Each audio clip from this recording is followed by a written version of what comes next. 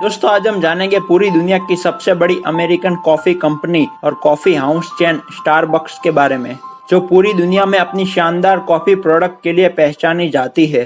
और यहाँ पर मिलने वाली कॉफी की कोई तुलना ही नहीं की जा सकती। और उनकी लोकप्रियता का अंदाज आप इस बात से लगा सकते हैं कि अब दुनिया भर में इसके करीब 30,000 कॉफी शॉप खोले जा चुके हैं। हालांकि इस कंपनी को 3 लोगों ने साथ मिलकर शुरू किया था, लेकिन दोस्तों एक बात यह भी है कि इस शॉप पर काम करने वाले ही एक व्यक्ति ने आगे चलकर इस स्टारबक्स को खरीद लिया। तो चलिए दोस्तों, स्टारबक्स के अब तक के सफर को हम शुरू से जानते हैं।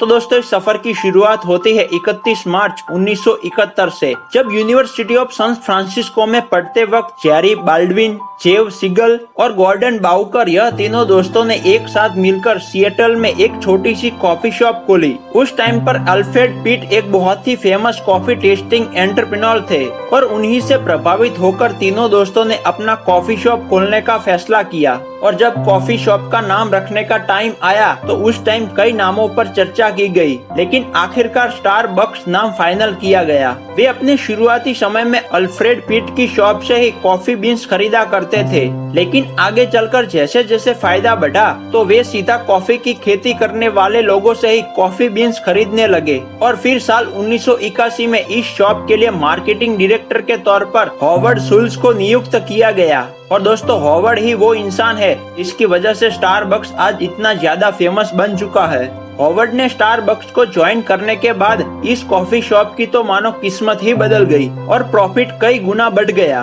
और फिर स्टारबक्स में काम करते हुए हॉवर्ड को इटली के शहर मिलान जाना पड़ा। वहां जाकर उन्होंने देखा कि कॉफी के लिए कैफे कैसे है, जहां पर लोग सिर्फ कॉफी पीने ही नहीं बल्कि एक दूसरे से मिलने और समय बिताने के लिए भी आते हैं। यहां तक कि बिजनेस मीटिंग के लिए इस कैफे को यूज किया जा रहा था। और तभी उनके दिमाग में आइडिया आया कि स्टारबक्स अभी तक तो कॉफी बीन्स ही बेचता है, लेकिन यह काम एक कैफे के तौर पर शुरू किया जाए तो अच्छा खासा फायदा कमाया जा सकता है। और जब वो वापस आए तो उन्होंने स्टारबक्स के मालिकों से अपना आइडिया शेयर किया और काफी सोच विचार करने के बाद स्टारबक्स के फाउंडर ने भी हाँ कर दी।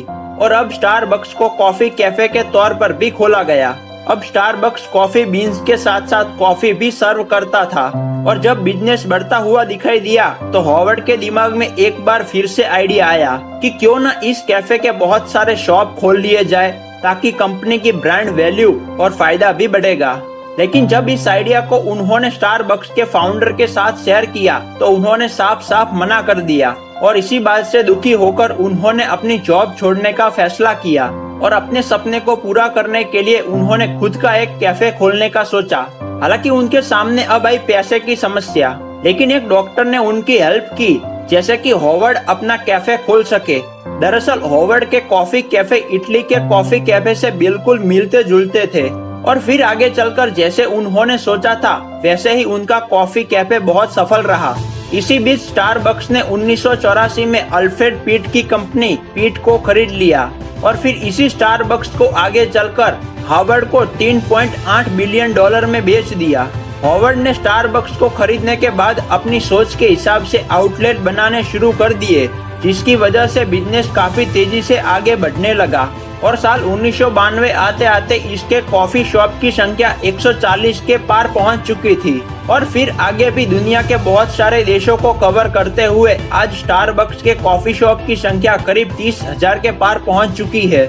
और अगर बात की जाए अपने देश की तो भारत में स्टारबक्स ने 2012 में कदम रखा और यहाँ पर भी उनकी कॉफी को लोगों ने इतना ज्यादा पसंद किया कि आज उनके आउटलेट की संख्या 140 के पार पहुंच चुकी है। और दोस्तों कंपनी की शुरुआत भले ही 3 लोगों ने की थी, लेकिन स्टारबक्स को असल ऊंचाइयों पर तो हॉवर्ड ने ही पहुंचाया। दोस्तों उम्मीद करते हैं कि स्टारबक्स की यह सक्सेस स्टोरी आपको जरूर पसंद आई होगी। दोस्तों अगर आप हमारे वीडियो को मिस नहीं करना चाहते हैं तो इस चैनल को सब्सक्राइब करना ना भूलें। धन्यवाद।